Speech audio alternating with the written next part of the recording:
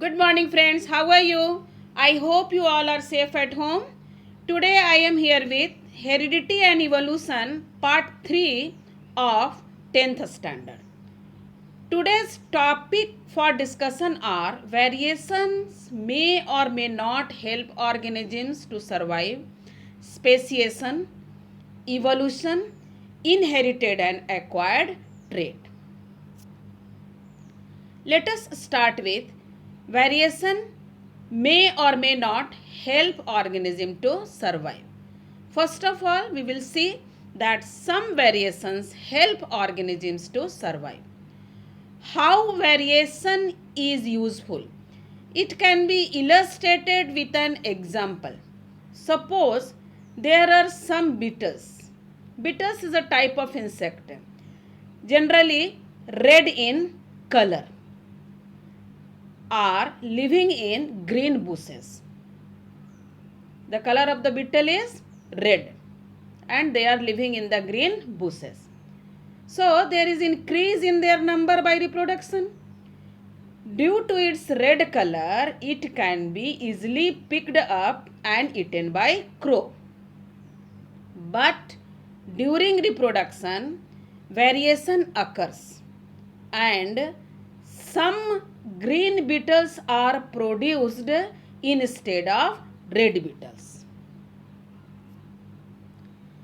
The green beetle camouflage with green grasses and hence they are not visible by crows, so not eaten by crow.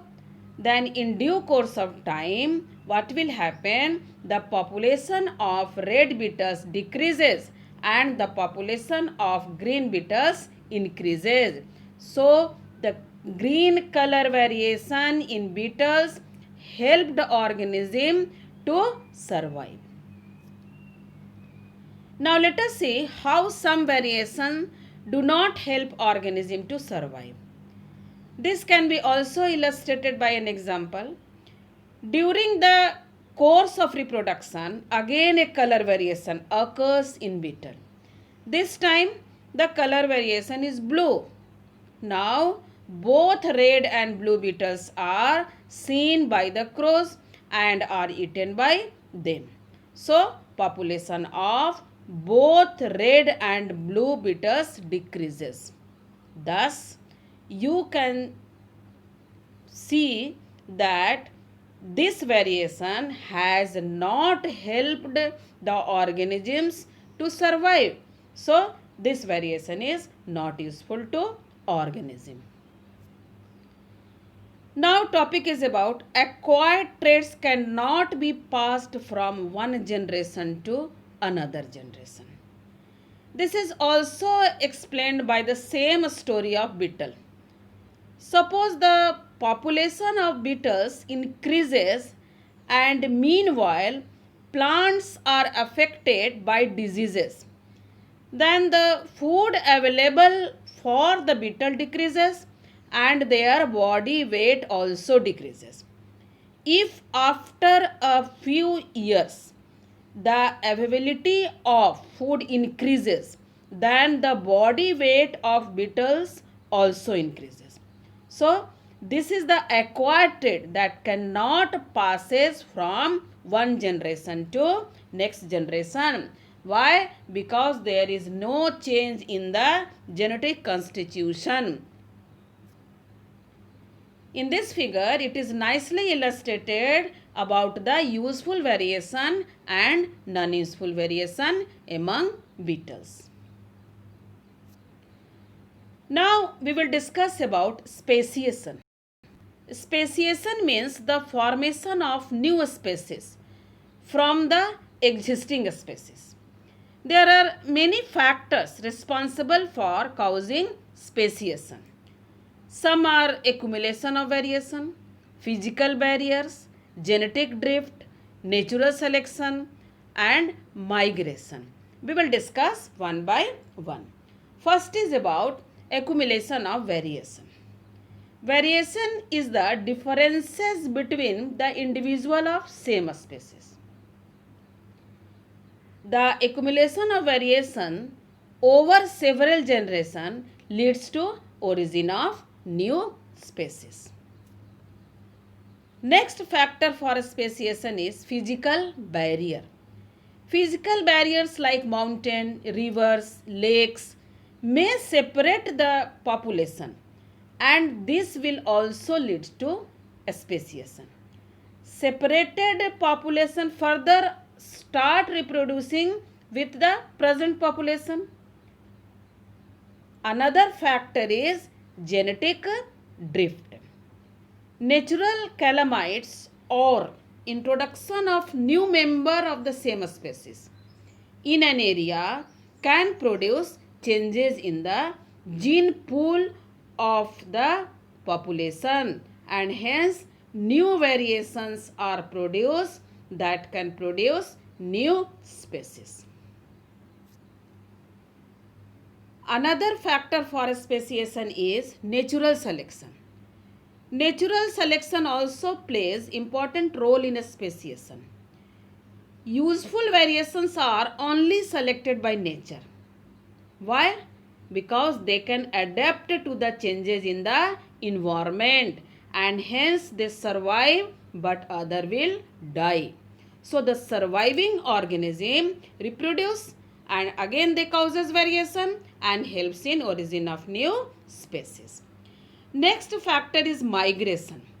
When some individuals of a species migrate to a new geographical area and they adjust there, then they develop new variation and produce new species. So you have seen that lot of factors are responsible for speciation. Now we will discuss about what is the meaning of evolution. Actually, evolution is the gradual, irreversible and slow changes taking place in living organisms, thereby giving rise to new organisms due to changes in their genetic composition. Evolution is the changes in the characteristics of a species over several generations and relies on the process of natural selection.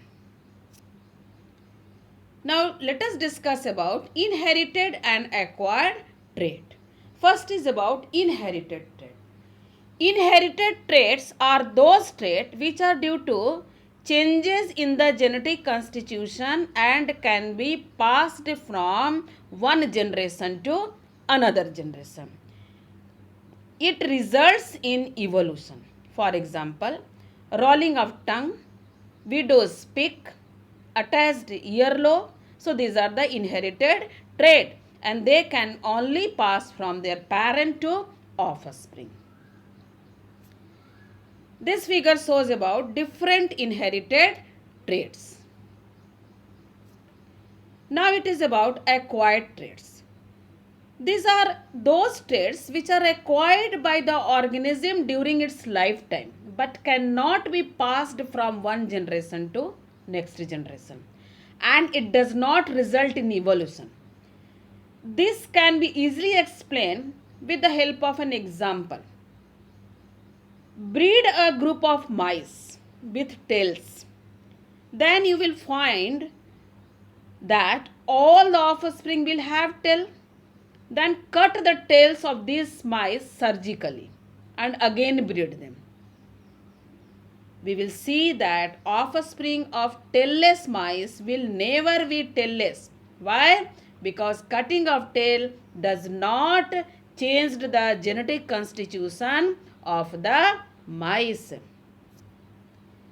Some example of acquired trait are children learning to read, a bird flying, learn to fly, a horse learning to stay away from an electric fence.